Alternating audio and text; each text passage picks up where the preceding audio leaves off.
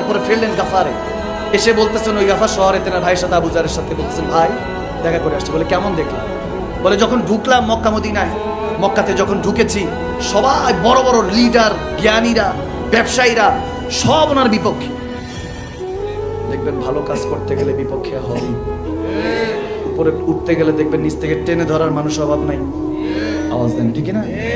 যখন বলতেছেন যে আমি গেলাম সব ওনার বিপক্ষে, বলছে না না এগুলো ফ্রড, মাআযাল্লাহ এটা সেটা। তবে হ্যাঁ, তার আগে নাকি তেনাকে আলামিন বলতো, বিশ্বাসী বলতো, ব্যাংকের মতো সব টাকা পয়সা ইহুদি নাসারা সব ওনার কাছে দিত। যখনই এক আল্লাহর গল্প শুনিয়েছে, এক আল্লাহর কথা বলেছে, তখন থেকে ওনাকে আর দেখতে পারে না।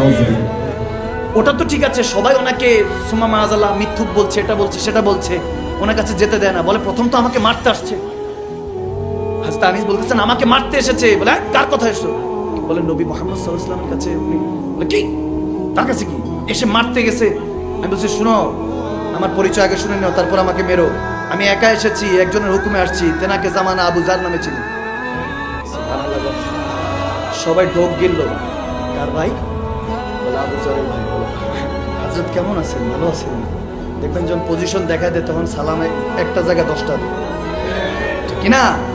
ভালো আছেন, আসেন খান দান। ওখানে ওখানে কেন যাবেন? উনি তো এমনি জাদুকর, ম্যাজিশিয়ান।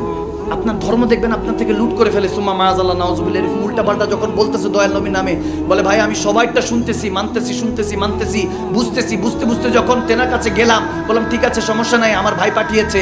যখন আমি গেলাম, আমি হুজুরে পাকের কাছে যাওয়ার পরে ভাই এতক্ষণ সব যখন বলতেছে ওনাকে মিথ্যুক, ওনার চেহারা মোবারক দেখার পরে মনে হইতাছে ওই মক্কার সমস্ত যারা বান্দা আছে সব মিথ্যুক। সুবহানাল্লাহ বলেন না? বলে তেনার চেহারা দেখে মনে হচ্ছে এগুলো সবগুলি মিথ্যু, সবগুলি ফ্রড, তিনি সচ্চা। এই চেহারা কখনো ঝুটা হতে পারে? সুবহানাল্লাহ, কেমন চেহারা আমার নবী ছিল। আল্লাহু আকবার। जब हुस्न था उनका जलवा नुमा, अनवार का आलम क्या होगा, हर कोई फिदा है